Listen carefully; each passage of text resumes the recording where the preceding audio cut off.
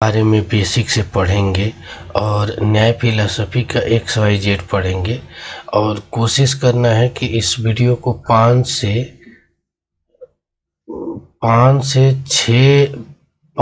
6 lecture में ये complete हो जाएगा।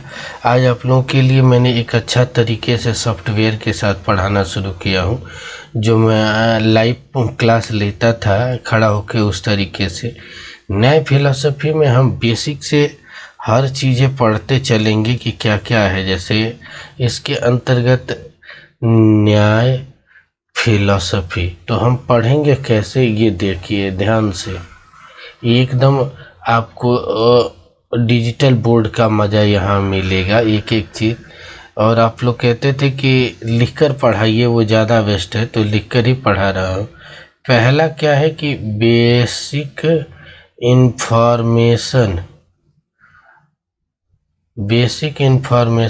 ऑफ न्याय फिलॉसफी, यानी न्याय दर्शन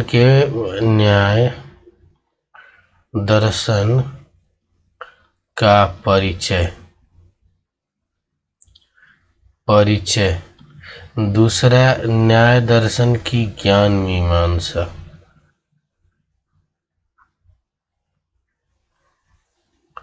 न्याय दर्शन की ज्ञान मीमांसा।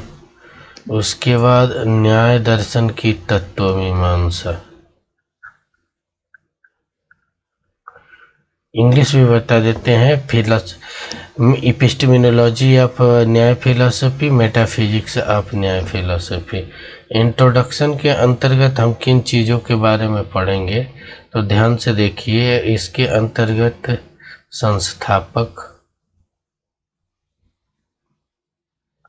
संस्थापक के बारे में जानेंगे। दूसरा भाग, कितने भाग हैं।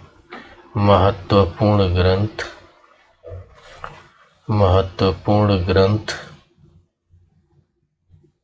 ये तरीका मुझे बहुत अच्छा लगा, महत्वपूर्ण ग्रंथ पढ़ाने का। उसके बाद महत्वपूर्ण दार्शनिक।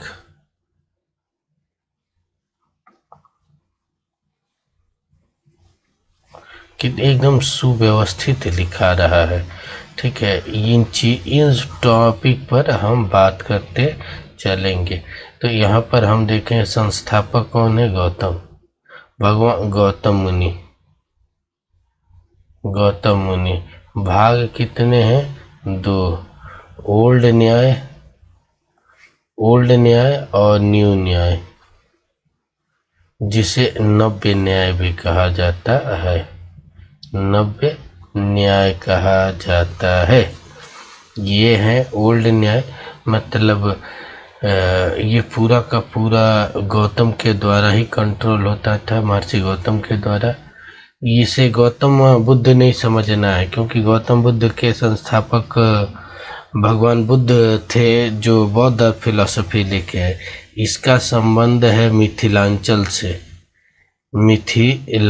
से, जो मैं आज का दरभंगा वाला क्षेत्र है उधर का। इसका क्षेत्र है आपके वेस्ट बंगाल से, ठीक है। तो ये बेसिक अंतर है। महत्वपूर्ण ग्रंथ के अंतर्गत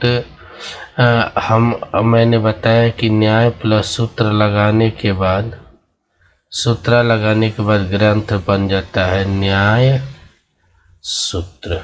बाकी चीज़ें हम देखते चलते हैं। महत्वपूर्ण दार्शनिक में गंगेश हैं, महर्षि गौतम है, ये लोगों का नाम आता है। आगे लिखा भी है, तो हम उसको भी देखते चलेंगे। देखते हैं क्या क्या चीज़ें हैं थोड़ा सा, ठीक है। अब ये जैसे इंट्रोडक्शन है, तो जैसे दिया है कि महर्षि गौतम के इसके क्या है, संस्थापक हैं। पहला तो हमें न्याय का अर्थ समझना चाहिए।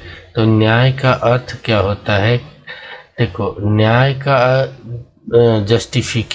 जस्टिफिकेशन या लॉजिकल ज्ञान, ये 2 चीज़ें होता है, ठीक है। अब यहाँ पर कह रहे हैं correct condition of the correct knowledge and mean receiving the knowledge. Epistemology कहते हैं इसको, अन्य नाम से भी जाना जाता है, जैसे द साइंस ऑफ लॉजिक या रीजनिंग। ठीक है, इसके आधार पर इसे प्रमाण शास्त्र, ये सब नोट कर लेना है, प्रमाण शास्त्र भी कहा जाता है। ठीक है, साइंस ऑफ क्रिटिकल स्टडी अनुवंशिकी कहा जाता है। इसके साथ साथ इसकी जो ज्ञान मीमांसा बहुत ज़्यादा इम्पोर्टेंट हो जाती है, जैसे प्रमाण मीमांसा कहा जाता है। इस आधार पर इसको प्रमाण शास्त्र भी कहा जाता है। ये हमेशा वैलिड नॉलेज को प्रेफर करने का काम करता है। ठीक है, वैलिड नॉलेज, जिससे आप मटेरियलिस्टिक यानी भौतिक जो बंधन है उसे तोड़ सकें और अपने वास्तविक स्वरूप को जान सके, सभी दुखों को दूर कर पाएं। ठीक है, नेक्स्ट स्लाइड में आपको ये तरीका मुझे बहुत अच्छा लगा। हम एपिस्टेमिनोलॉजी पढ़ने से पहले कुछ बेसिक इन्फॉर्मेशन पढ़ लें। ठीक है, मैंने बताया था कि न्याय दर्शन में जो सबसे इम्पोर्टेंट चीज़ है वो है आपकी प्रमाण मीमांसा मैंने बताया था, इसी के बारे में पढ़ना है। तो ये प्रमाण मीमांसा होती क्या है, जिसे हम ज्ञान मीमांसा कहते हैं। ठीक है, यह पेपर 1 के लिए भी, ये देखिए इसका स्कोप हम बता दें। पेपर 1 में इंडियन नॉलेज सिस्टम है, वहाँ इसका रामबाण उपाय है। ठीक है, वहाँ पढ़ना है। पेपर 2 में न्याय फिलॉसफी के अंदर है। तो पहले हम दो चीज़ें, पहले तो ज्ञान होता क्या है हम ये समझ ले, ज्ञान प्लस मीमांसा,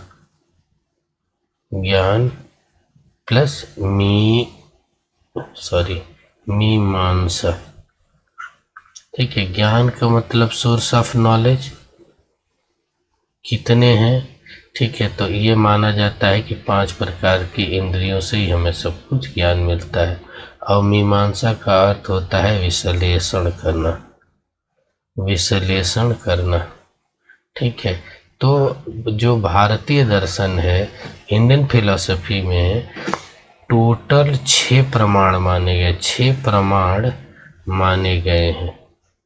ज्ञान प्राप्त करने के 6 प्रमाण माने गए हैं। पहला क्या है, प्रत्यक्ष। दूसरा क्या है, अनुमान।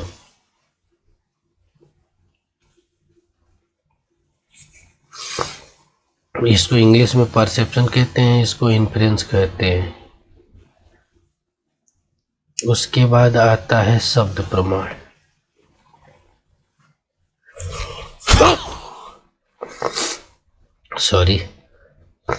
उसके बाद आता है उपमान, जैसे कंपैरिजन कहते हैं। उसके बाद आता है अर्थापत्ति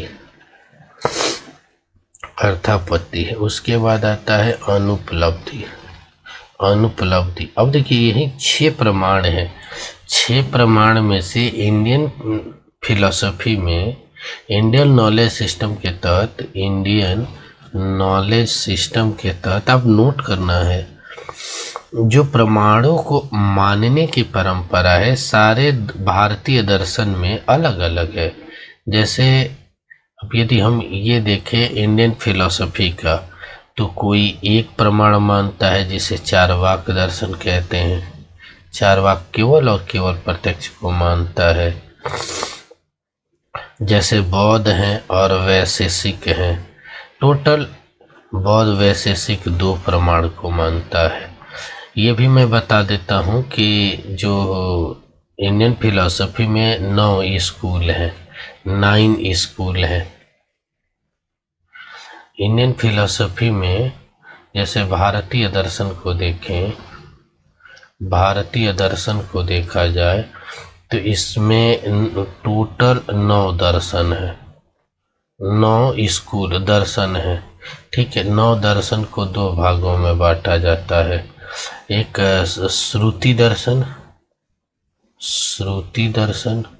श्रुति फिलॉसफी कहते हैं, और दूसरे को श्रवण फिलॉसफी। श्रवण दर्शन यानी श्रवण फिलॉसफी, आप लोगों को समझ में आएगा। श्रुति फिलॉसफी उसे कहते हैं आस्तिक दर्शन, इसे आस्तिक दर्शन कहते हैं, या अवेदों को मानने वाला दर्शन भी कहा जाता है। जबकि ये क्या है कि लौकिक कर्म पर आधारित माना जाता है। इसमें 3 स्कूल है। पहला है इसको कोड से याद करने का तरीका है जेसीबी मशीन। इसका नाम है एक सिस्टर फिलॉसफी।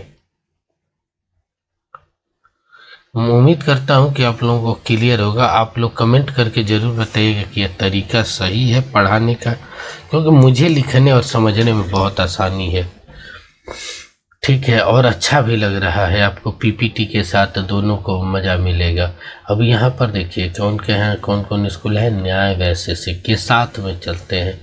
दूसरा अलग करके पढ़ने में मज़ा नहीं आएगा। SY मतलब शशांक, य से योगा। दूसरा है मीमांसा दर्शन और वेदांत दर्शन।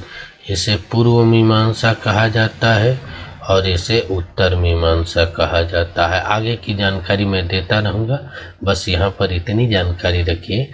फिर हम लोग पिछली स्लाइड में चलते हैं। अब यहाँ से हो गया तो देखिए, जो इंडियन फिलॉसफी में जो मेन फिलॉसफी है आपकी, वो है इंडियन नॉलेज सिस्टम की, वो है न्याय दर्शन की। और न्याय दर्शन टोटल 6 प्रमाण में से, जो अभी ऊपर लिखा था उसमें से 4 प्रमाण को मानता है, जो आपको काम करेगा। 4 प्रमाण में कौन कौन से हैं ध्यान दीजिएगा। प्रत्यक्ष प्रमाण जिसे परसेप्शन कहते हैं, दूसरा अनुमान प्रमाण, और तीसरा शब्द प्रमाण, और चौथा उपमान। यहाँ पे खींच लेते हैं उपमान। प्रत्यक्ष का मतलब कि जो इंद्रियों के साथ, जो हमारी 5 इंद्रियों हैं, उससे डायरेक्ट हमारा किसी से ज्ञान हो। जैसे मान लीजिए किसी को हम सामने देखते हैं तो ये प्रकार का छू के देखते हैं, खा के देखते हैं, टेस्ट करके, यानी 5 इंद्रियों के द्वारा जो ज्ञान प्राप्त होता है उसे प्रत्यक्ष प्रमाण कहते हैं। अनुमान क्या होता है? ये 2 शब्दों से बना है, अनु प्लस मान। अनु मतलब होता है पीछे, और मान मने ज्ञान। जो एक वस्तु के होने के बाद कोई ज्ञान आता है, यानी जैसे हम कहते हैं, एग्जाम्पल समझिएगा बहुत सारे के, जैसे बारिश हुई है इधर, ठीक है, और पानी गिरा हुआ है, तो हम नॉर्मली ये कह देते हैं कि ये पूरा का पूरा लगता है आज बारिश हुई है। तो जब भी हम किसी पूर्व चीज को देखे हुए चीज़ों पर अपना अनुमान लगाते हैं, तो उसे अनुमान लगा के सत्य को प्राप्त करना अनुमान होता है। शब्द क्या है कि जितने शास्त्रों के शब्द हैं उसे शब्द प्रमाण किया गया है। उपमान क्या होता है? जैसे मान लीजिए कि हमारे जैसे 2 व्यक्ति मिल गए, तो जहाँ तुलना होती है, तुलना के आधार पर जो ज्ञान प्राप्त होता है उसे हम उपमान कहते हैं। जैसे एक राम है और दूसरा श्याम है, तो इसके और इसके गुणों में तुलना हो और जो ज्ञान प्राप्त हो उसे तुलना, कंपैरिजन या उपमान कहते हैं। उपमाने पास, मान माने ज्ञान, ठीक है। अब हम बेसिकली ना न्याय फिलॉसफी के बारे में पढ़ेंगे, और न्याय फिलॉसफी को बड़ा सूक्ष्मता से मैं पढ़ाऊंगा, क्योंकि ये समझ में आ गया तो मतलब 80% फिलॉसफी जो टफ होती है इंडियन फिलॉसफी, वो 3 स्कूल में होती है। न्याय फिलॉसफी में, और दूसरा वेदांत दर्शन में, ठीक है, और तीसरा वैशेषिक। बाकी सारी आसान है। तो यहाँ पर हम न्याय फिलॉसफी के डिटेल से पढ़ेंगे। और एक चीज़ और बता देते हैं कि यहाँ पर दोनों की कंपेयरिंग केवल पदार्थों के ज्ञान के आधार पे होता है।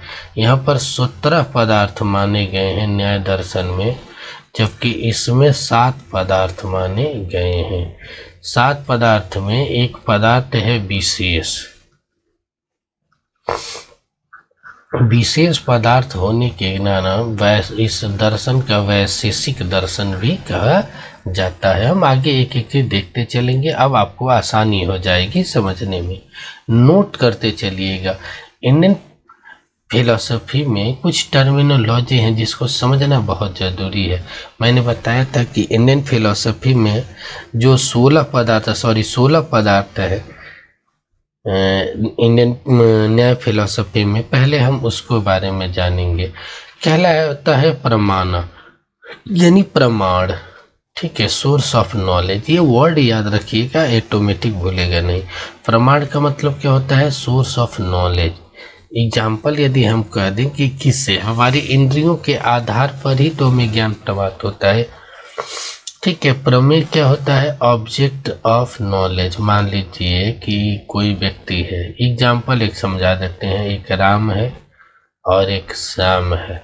ठीक है, कोई यहाँ पर तीसरा व्यक्ति कोई भी हो, ठीक है, XYZ कोई हो, तो ये कहता है, ठीक है, अब यहाँ पर देखिए ज्ञान इसको प्राप्त होता है। राम ही मेन व्यक्ति है, ठीक, और ये ऑब्जेक्ट है, इसके बिहाफ पर ये जानता है।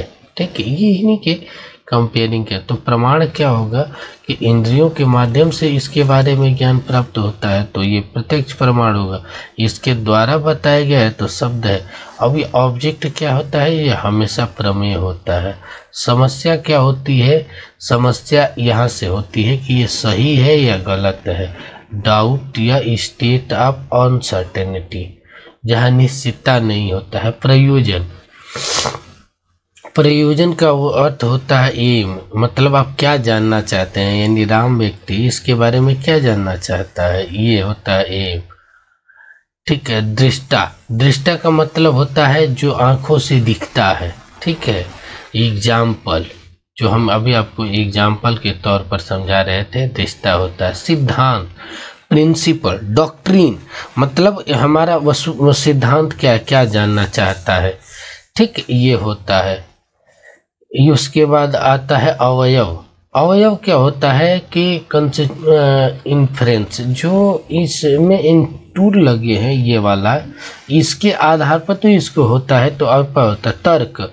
यदि तर्क देखो, तर्क कहने का मतलब क्या है कि यदि राम जो है श्याम के बारे में यदि कोई एक्स व्यक्ति है उससे पूछ के जानता है तो अनुमान के द्वारा जानता है। ठीक है, यदि वहीं सुन के जानता है कि अरे श्याम ऐसा व्यक्ति है या ये करता है, तो ये क्या होता है? शब्द प्रमाण होती है। ठीक है, तो इसी तरीके का है। ठीक है, निर्णय का मतलब है तो कंक्लूजन होता है। ठीक है, बंद मतलब डिस्कशन। जल्पा, वेदांता, हेत्वाभास, इसके बारे में हम लोग डिटेल पढ़ेंगे। चल, जाति, निग्रह शास्त्र, ये सारे चीज़ों को हमें ना टर्मिनोलॉजी को याद रखना है। इतना याद भी रहा ना तो इसमें से कम स्टार्टिंग के इतना भी आप याद रखते हैं तो लगभग 90% चल जाएगी। हम आगे देखते हैं कि ज्ञान किस तरीके से हम पढ़ना शुरू कर दिए हैं। इंडियन एपिस्टेमिनोलॉजी के बारे में या न्याय एपिस्टेमिनोलॉजी के बारे में, न्याय की ज्ञान मीमांसा जिसे हम कहते हैं, न्याय दर्शन की ज्ञान मीमांसा। अब हम अगला स्लाइड में देखेंगे कि क्या है। अब देखिए यहाँ से क्या है कि प्रमाण, इसके बारे में बताता है कि प्रमाण क्या होता है? Source of knowledge. यानी प्रमा मतलब, अब इसमें भी थोड़ा सा प्रमा मतलब क्या होता है? Valid knowledge. प्रमाणा मतलब, प्रमाणा is that through which valid, एक ऐसा सोर्स जिसके आधार पर ज्ञान प्राप्त हुआ। नॉलेज इटसेल्फ, नॉलेज जो हमारा ज्ञान प्राप्त होता है वो दो तरीके से होता है, या तो अनुभव से या तो स्मृति से। इसको मैं फ्लो चार्ट से भी दर्शाने का आगे काम किया हूँ। अब तो को देखिएगा, सारा चीज़ क्लियर हो जाएगा। अनुभव मतलब एक्सपीरियंस के माध्यम से होता है या सुनी सुनाई चीज़ों पर। Both category can be divided valley. यही दो तरीका है जहाँ से ज्ञान प्राप्त किया जा सकता है। बाकी चीज़ों से हम इनवैलिड अप्रमाणित ज्ञान प्राप्त करते हैं। वैलिड मतलब एक्सपेरिमेंटल नॉलेज इज कॉल्ड प्रमा, ठीक है। और जिसको हम इनवैलिड ज्ञान कहते हैं उसको फिलॉसफी के भाषा में अप्रमा कहते हैं। तो जहाँ भी प्रमा आए तो समझ लीजिएगा कि वैलिड नॉलेज यानी प्रमाणित ज्ञान, और जहाँ अप्रमा आए वहाँ से समझ लीजिएगा कि अप्रमाणित ज्ञान की बात किया गया है, ठीक है। ये क्लियर होता जाएगा आपको, बेसिक चीज़ें आपको। अब देखिए आत्मा, शरीर, ये सारे प्रमेय किसके क्या होता है, एक एक बहुत सूक्ष्मता से मैं पढ़ा रहा हूँ। The object of knowledge system, आत्मा क्या होती है कि जो हमारे अंदर की इंडिविजुअल कॉन्शियसनेस होती है उसको आत्मा कहते हैं, जो पूरी की पूरी शरीर को कंट्रोल करके चालू करती है। उसके बाद दूसरा शरीर क्या होता है, जो मटेरियल बॉडी है जो हमारी ऊपर से 4 फुट 5 फुट 7 फुट की जो दिखाई देती है उसको शरीर कहते हैं। इसमें दो तरीके की शरीर इंडियन फिलोसफी में माना गया है। एक को कहते हैं स्थूल शरीर और दूसरे को कहते हैं सूक्ष्म शरीर। सूक्ष्म शरीर, सूक्ष्म शरीर में केवल क्या आता है, मन, बुद्धि, अहंकार और आत्मा, ठीक है, ये आता है। जबकि स्थूल शरीर में जो आपकी पूरी फुल बॉडी है, फुल बॉडी फिजिकल दिखाई देती है उसको कहते हैं, सॉरी स्थूल में। एक चीज देखिए, स्थूल शरीर का हमेशा नाश होता है, इसे समाप्ति होगी, लेकिन सूक्ष्म शरीर हमेशा नाश नहीं होता है।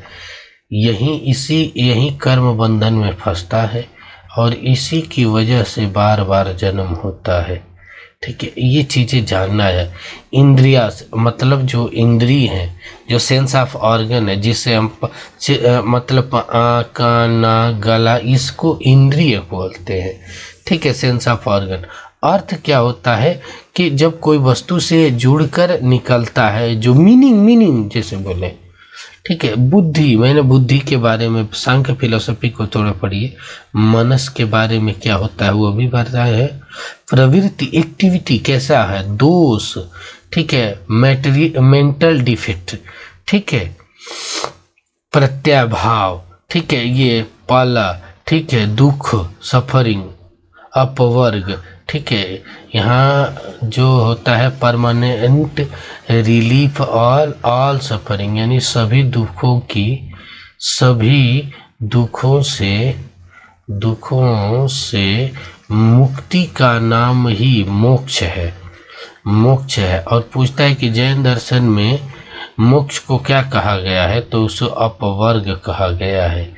एक चीज और कहा जाता है, ये स्टेटमेंट है कि आत्मा का आगंतुक गुण, चेतना को आत्मा का आगंतुक गुण कहा जाता है। तो ये भी हमें याद रखना है, ठीक है। तो बेसिक चीज़ों के अंतर्गत हमें यही चीज़ें हैं। आगे हम इसकी कुछ टर्मिनोलॉजी को और देखेंगे। समस्या क्या होता है, समस्या सामान्यतः a state in which a mind, जहाँ एक समस्या कहाँ होती है। समस्या दो प्रकार की हो सकती है। पहले तो समस्या मतलब डाउट। अब ये दो प्रकार के होते हैं, यानी फिजिकल समस्या हो जाए या मेंटल समस्या हो जाए, ठीक है। फिजिकल समस्या मान लीजिए कोई चीज़ नहीं है, वहाँ पे जाके प्राप्त करते हैं कर रहा है, लेकिन मेंटल समस्या बहुत दर्द देती है, ठीक है।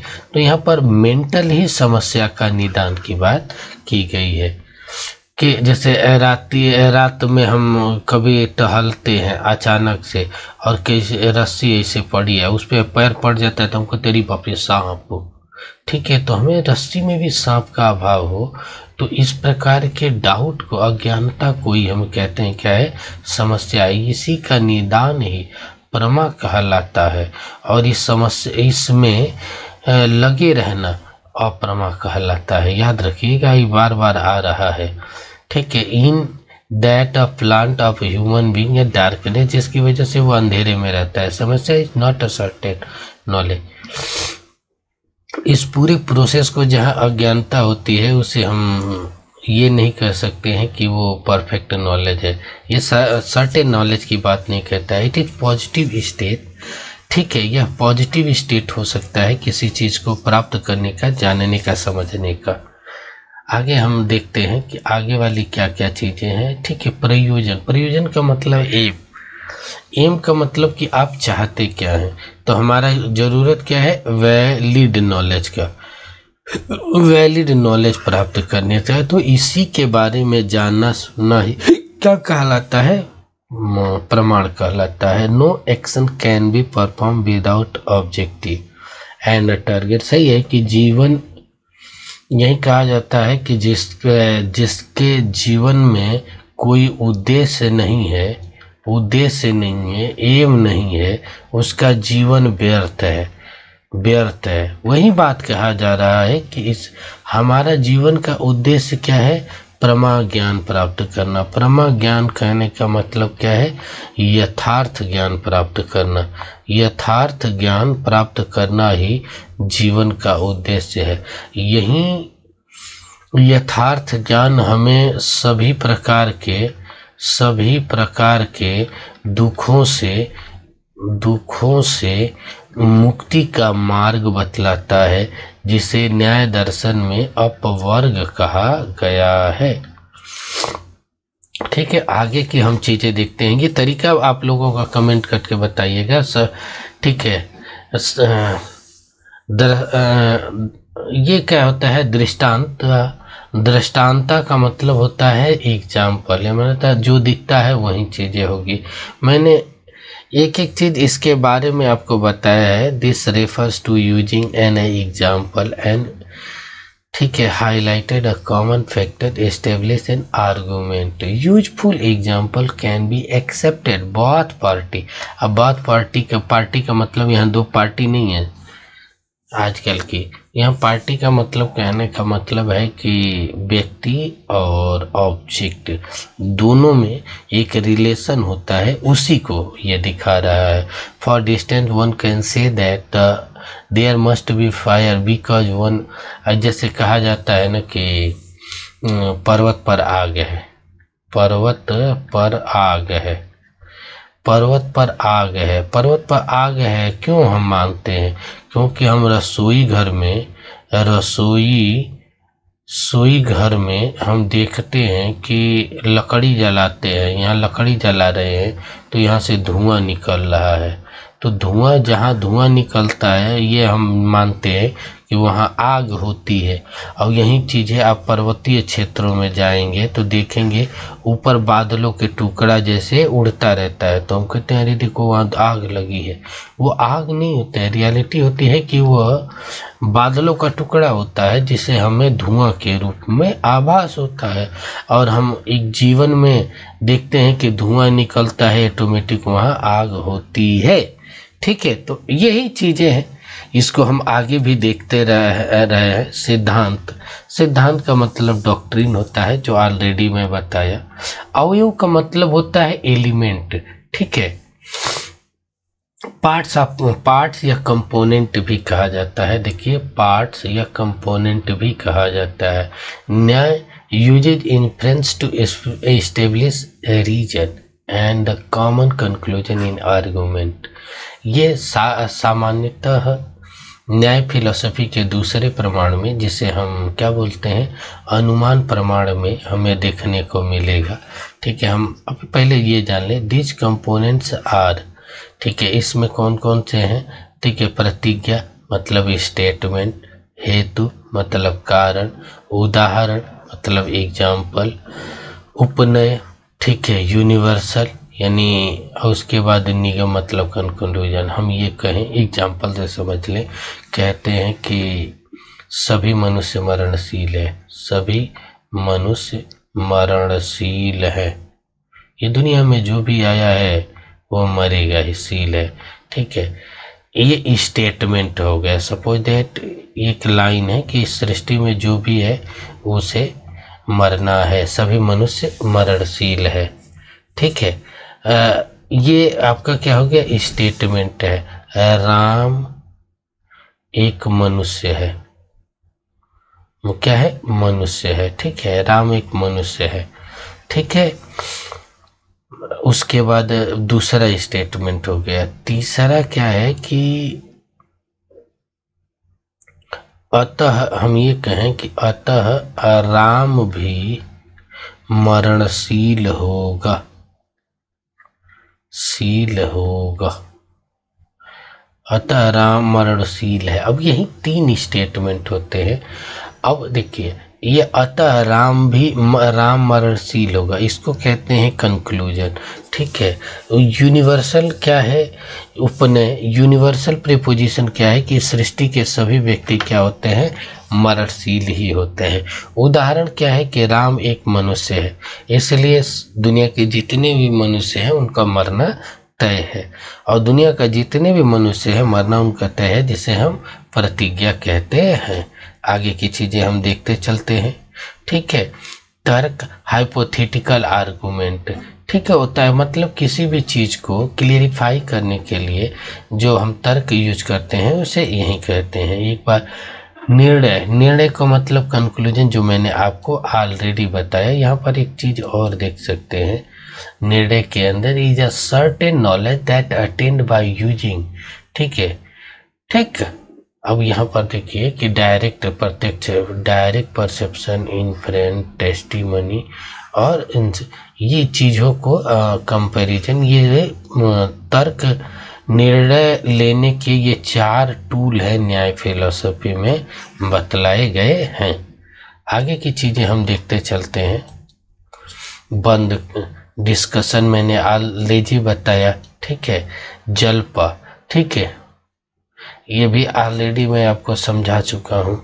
12 वेदांता, आप लोग एक बार इसे पढ़ लीजिएगा, फिर भी इसको एक बार और पढ़ना है। ठीक है, चला, unfair reply, a statement that statement mean cheat या फूल आर्गुमेंट। हम जब किसी को गलत उदाहरण देकर या तर्क देते हैं, जिसे आज के समय में चला को हम कह सकते हैं फालतू का बकैती मत करो। नहीं कहते भाई तेरे अपनी बकैती बंद कर, तो वह बकैती होता है। बेवजह का, बिना तर्क का हम आर्गुमेंट पेश करते हैं। ठीक है, तो इसे याद रखिएगा, ये बल्कि ही नहीं भूलेगा। Generally based on false. ये जाति क्या होती है, जाति का मतलब ये मतलब यादव, ये वाली जाति नहीं है, यादव, सिंह, ब्राह्मण, ये वाली जाति नहीं है। जाति एक प्रकार क्या होता है, जनरली जो आपके फॉल्स मतलब गलत तरीके से डिसीजन लेने के जो पॉजिटिव डायमेंशन होते हैं उसे जाति कहते हैं। और debate in which unfair reply और conclusion is based on false. अब हम कहते हैं कि जहाँ मान लो कि हम सड़क के देखते हैं, सड़क गीली है, तो हम कहते हैं कि पानी मतलब लगता है वर्षा हुई है। कुछ लोग कहते हैं कि यहाँ पर पानी गिरा के चले गए हैं। तो ये जो पानी वाले आर्गुमेंट है, मौसम ठंडा है, चारों तरफ पानी गिर मतलब है, तो हम नॉर्मली अनुमान लगाते हैं कि वर्षा होता है। लेकिन यहाँ फालतू का कुछ लोग कहते हैं कि पानी गिराया गया तब भी पानी होगा। बात सही होता है, लेकिन ये तर्क नहीं होता है, कुतर्क होता है। ठीक है, तो ये होता है जाति। 2 तत्व और हैं, उसके बारे में हम निग्रंथ साउथ 16वां, सॉरी यही है। The ground on which a person defeated his argument happen, वह पर्सन मिसअंडरस्टैंड हिज ओन। कभी कभी आदमी अपने ही चीज़ों में कंफ्यूज हो जाता है, इस चीज़ को निग्रंथ कहते हैं। अब ये 16 पदार्थ है। पहली वीडियो के अंतर्गत इन 16 पदार्थों का बेसिक चीज़ें हमने पढ़ा। ठीक है, अब आगे की चीज़ों में हम बढ़िया से तत्वमीमांसा के बारे में पढ़ेंगे। लिखने में बहुत अच्छा लग रहा है और आपको एक एक चीज़ क्लियर हो जाएगा। तत्वमीमांसा उसके बाद ज्ञान मीमांसा पढ़ेंगे, उसके बाद PYQ सॉल्व करेंगे इसी के बेस पर, जहां आपका एक एक चीज़ क्लियर हो जाएगा। ठीक है, ये तरीका अच्छा लग रहा है तो आप प्लीज़ कमेंट करके बताइए, प्लीज़ कमेंट करके बताइए, मुझे पढ़ाने में आसानी होगी। मैं भी चाहता हूं कि 18 जून से पहले आप लोगों को बल्क में मैटर दे दूँ। इंडियन फिलोसफी से बेस्ट मैं वेस्टर्न फिलोसफी पढ़ाऊँगा।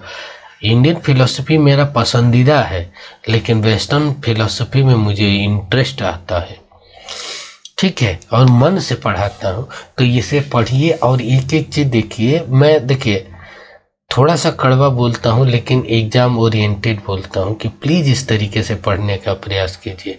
बाकी चीज़ें कोई भी चीज़ हो तो कमेंट बार में ज़रूर बताइए, मैं आपके सुझाव को अमल करूँगा। ठीक है, और कोशिश करूँगा कि आगे से आपका उस चीज़ों को वो करूँ, और मैं PYQ भी ज़रूर करवाऊँगा, कम से कम 5-6 साल उसका, क्योंकि इससे आसानी हो जाएगा। आप लोग वीडियो को लाइक करें, चैनल को सब्सक्राइब करें। Thank you so much.